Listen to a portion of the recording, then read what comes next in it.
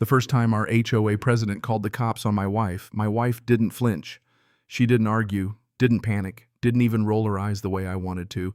She just set the box down like it was a grocery bag, squared her shoulders and waited for the sirens, like she'd heard that sound 1,000 times before.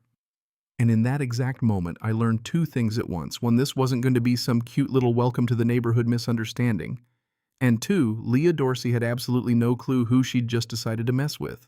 My name's Marcus Hale, and my wife Tessa is a retired Army major. 20 years, the kind of resume that makes people stand a little straighter without realizing they're doing it. She works civilian side now over at the Veterans Benefits Office, which sounds boring, until you realize it means she spends her days inside the paperwork that decides whether someone's granddad can afford medication, whether a widow can keep the lights on, whether a guy who came home different gets treated like a person or a problem. We'd moved into this planned community outside Raleigh-Copper Ridge barely 3 weeks earlier. It was the kind of neighborhood that looks like it was built for brochure photos. Quiet cul-de-sac, tidy brick homes, driveways without oil stains, lawns trimmed like someone's measuring them with a ruler. The HOA newsletters read like they were written by a person who truly genuinely enjoys counting blades of grass. We did everything right, too. Introduced ourselves, waved, kept the yard neat, smiled the polite new neighbor smile, even brought a pie to the couple next door like we were auditioning for a sitcom. We were trying to be invisible. And then Leah Dorsey happened. Leah was the brand new HOA president. Late 30s, perfect hair that never moved even when the wind did smile sharp enough to cut glass, and this confident clipped I own the sidewalk walk like every curb belonged to her personally. She carried herself the way some people carry a clipboard like it's a badge. The first week she showed up at our door with a welcome packet, and by welcome packet I mean a printed list of community rules that she handed me like it was a gift. Like, congratulations, Marcus, you get to live under my thumb. Second week she found a reason to circle back. She mentioned she'd noticed we kept our blinds open at night, and suggested with that sweet little edge in her voice that we should avoid attracting attention. I remember standing there thinking, lady, the only attention we're attracting is from the moths on our porch light.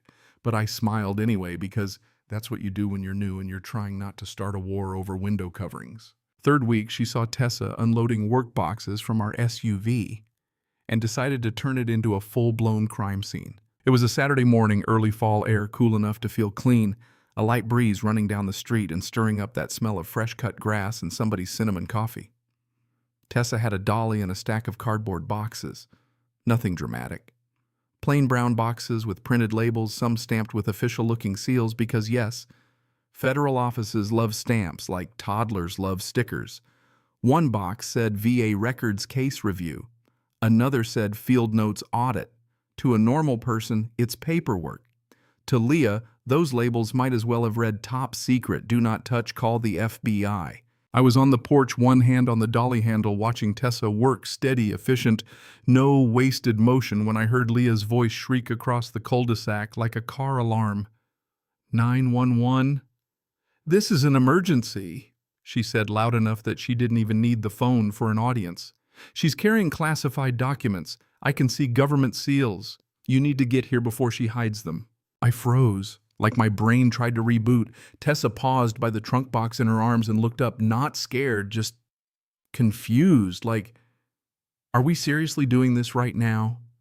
Leah was at the edge of her driveway with her phone pressed to her ear, pointing at my wife like she was identifying a suspect on a true crime show. And neighbors started appearing the way they always do when drama hits a suburb, peeking through blinds, stepping onto porches, phones coming up like they were filming a nature documentary. You know that feeling, right, when gossip arrives before the mail does? Like the whole street is suddenly one big group chat. Then the siren came. A sheriff's cruiser rolled in with lights flashing, painting red and blue across perfectly trimmed hedges. A deputy stepped out. Tall guy, mirrored sunglasses, one hand hovering near his belt. That cautious posture cops get when they don't know if they're walking into a domestic argument or a hostage situation. Leah rushed toward him like she'd been waiting for her moment on a stage. That's her, she said, almost vibrating with excitement. Search the house. Those boxes have classified files. The deputy looked at the boxes, then at Tessa, and something shifted, like a switch flipped behind his eyes. He pulled off his sunglasses, blinked hard like his brain needed an extra second to catch up, and then he stood straighter. "Major Hale," he said loud enough for half the street to hear. "Ma'am." And right there, right in front of Leah, in front of everybody holding their phones. Like the paparazzi, he snapped to attention and saluted my wife. The whole cul-de-sac made this little sound, this accidental collective gasp. Tessa returned the salute automatically, crisp and clean, like it lived in her bones. Leah's mouth opened, and nothing came out. Just air. The deputy lowered his hand, nodded at Tessa with real respect, then turned to Leah with a face like winter. "Ma'am," he said flatly, "I suggest you end that call right now." Leah stood there, finger hovering over her phone like she'd forgotten how it worked, staring at my wife like the world had just rearranged itself and she wasn't invited to the meeting. And that's when it hit me. This wasn't about security. This wasn't about rules. Leah wasn't scared of classified documents. Leah was scared of what my wife might find inside those files. That night after dinner, Tessa disappeared into her home office the way she does when something doesn't sit right. Desk lamp on folders spread out her posture, calm, but locked in the same focus I'd seen in her in harder seasons of our life. I brought her tea and leaned against the doorway, watching her flip through paperwork with a patience that felt almost eerie. Then I saw a name in her notes highlighted like it had weight. "Nolan Dorsey," I read out loud, frowning. "Dorsey." Tessa looked up, and for the first time since we moved in, her expression tightened just a little. "Leah's husband," she said quietly. "He's deceased.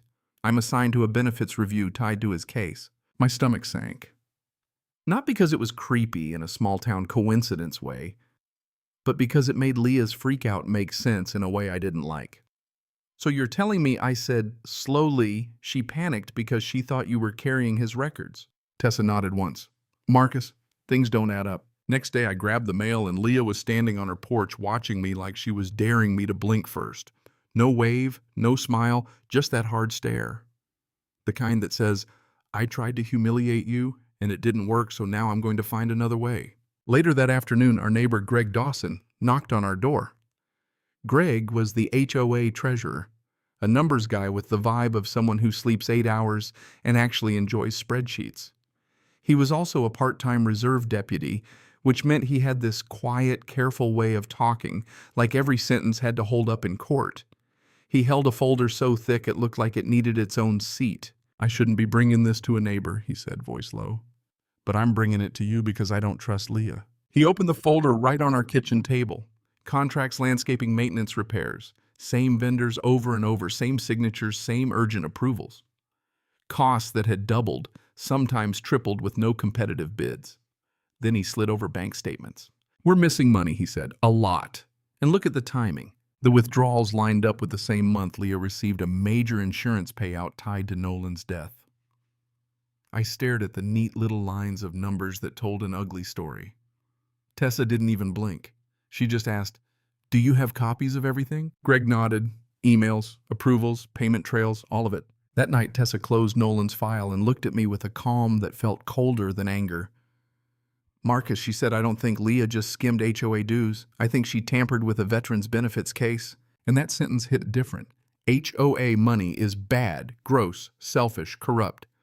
But messing with a soldier's record, a dead man's legacy, that's not petty. That's criminal in a way that makes your skin crawl. A few days later, the monthly HOA meeting happened at the little clubhouse, tiny room that smelled like burnt coffee, lemon cleaner, and quiet resentment. Folding chairs, stale air, neighbors arguing about grass height like it mattered more than people. Leah sat at the front table with her clipboard and her tight little smile, the one she wore when she believed she was untouchable. The room got quiet when we walked in. Some people stared like we were the problem, like Leah's rumor machine had already done its job. Greg stood up for the treasurer's report, voice steady.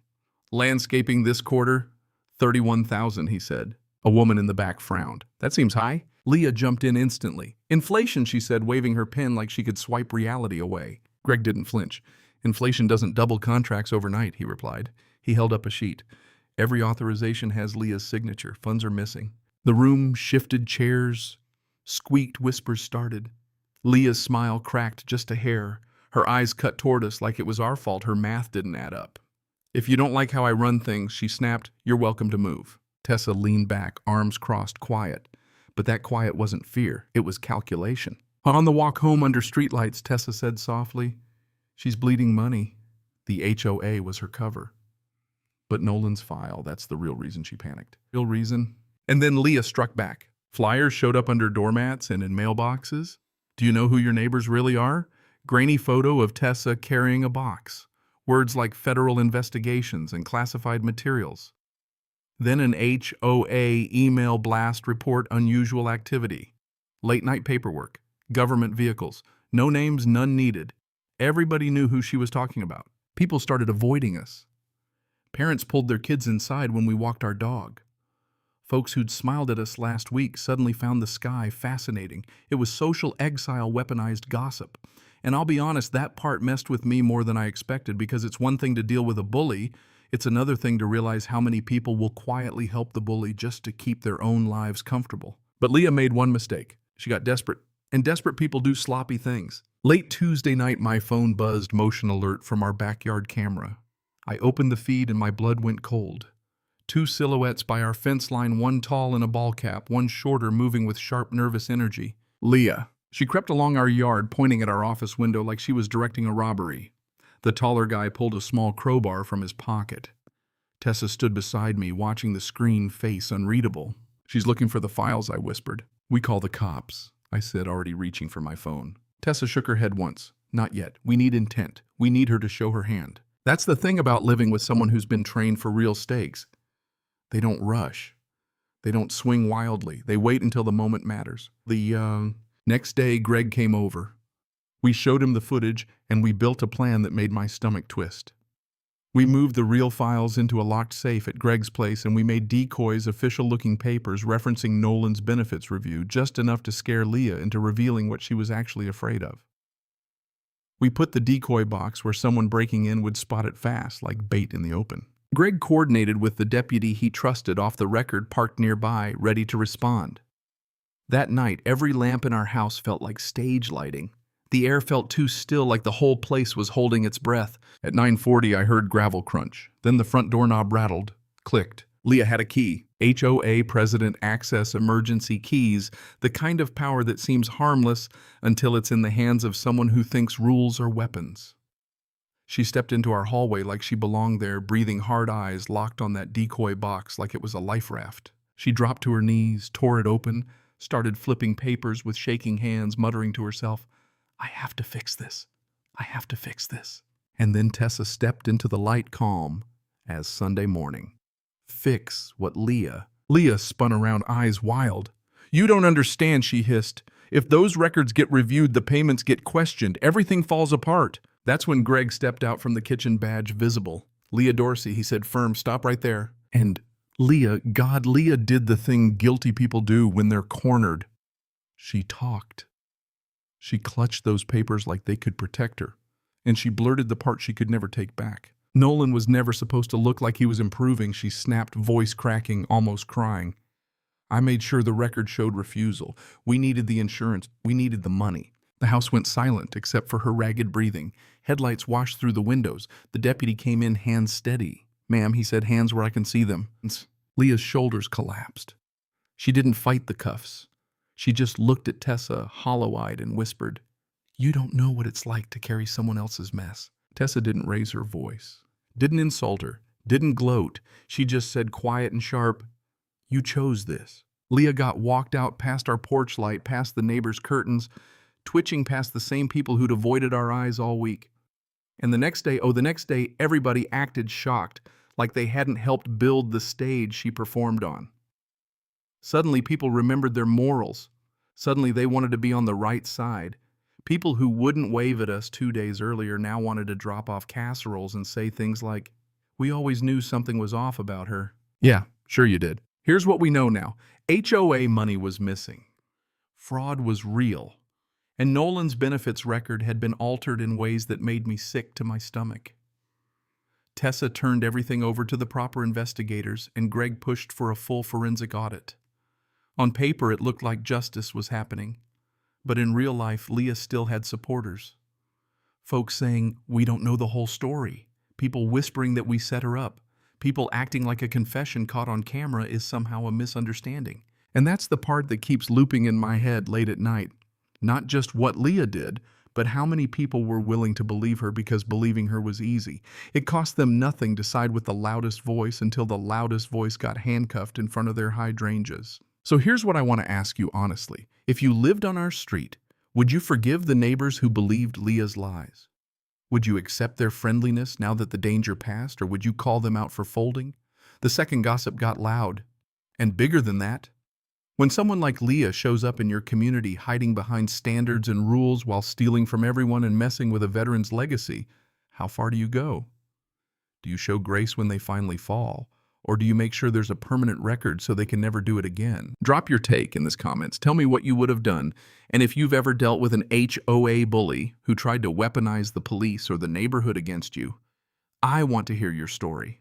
Because sometimes the only thing that stops a loud person from rewriting reality is someone calm enough to hold the receipts.